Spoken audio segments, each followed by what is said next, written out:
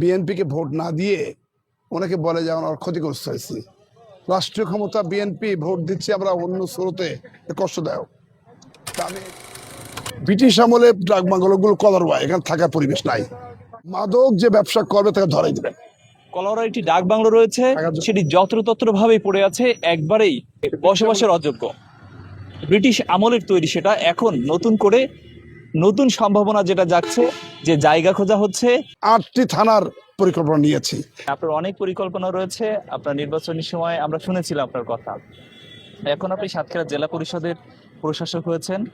তো এই কলারোয়ার এই যে জলাবদ্ধতা ঘিরে মানুষের মধ্যে যে বিষয়গুলো কাজ করছে এখন, আসলে আপনার পরিকল্পনাটা কি রয়েছে কলারোয়াকে নিয়ে? কলারওয়া তো আমরা যখন পৌরসভা করেছিলাম তখন সবাই বিরোধিতা করছিল।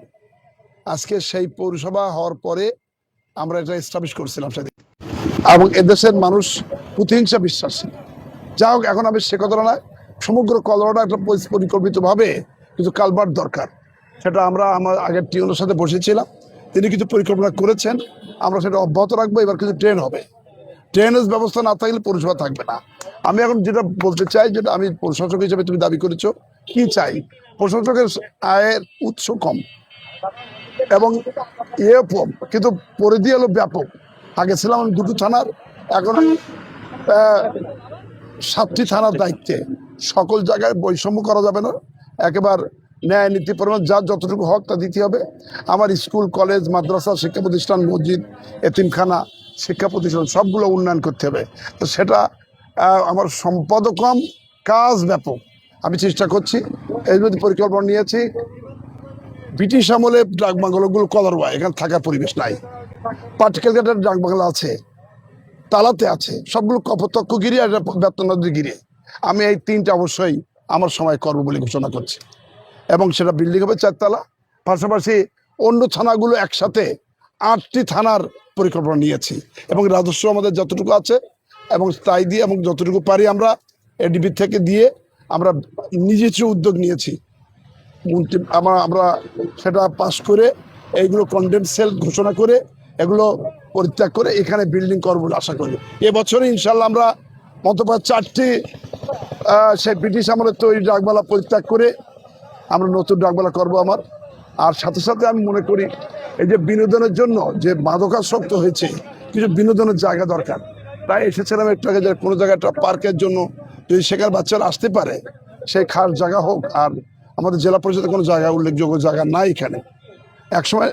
তো এখন সে কারণে আমি এসেছিলাম, তো যা পালাম না, খুঁজতেছি মনে মনে।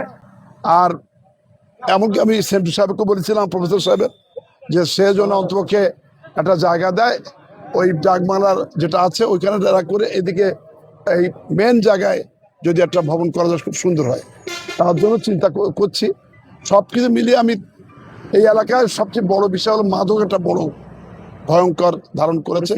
গতকালকে আমি লাঙ্গলঝড়ায় বলেছি, মাদক যে ব্যবসা করবে তাকে ধরাই দেবেন। নতুন ডাক বাংলো হবে এই কলারোয়াতেই। আমরাও চাই যে একটি ডাক বাংলো হোক এরকম যশোর সাতক্ষীরা মহাসড়কের পাশে, বা এরকম দৃশ্যমান কোনো জায়গাতে যদি হয়, এটি কলারোয়াকে ভিন্নভাবেই রিপ্রেজেন্ট করবে, আমরা এমনটাই প্রত্যাশা করি। আর কলারোয়ার যদি কোনো জায়গার কোনো সমস্যা থেকে থাকে, জনমানুষের সমস্যা থেকে থাকে, আপনারা অবশ্যই জানাবেন। জেলা পরিষদের প্রশাসক আপনাদের পাশে রয়েছেন। আমরা চাই এই কলারোয়া সুন্দর হোক, পরিচ্ছন্ন হোক, মাদক মুক্ত একটি সমাজ হোক। তো আমরা অবশ্যই জেলা পরিষদের এই প্রশাসকের কর্মকাণ্ডগুলো আমরা দেখব।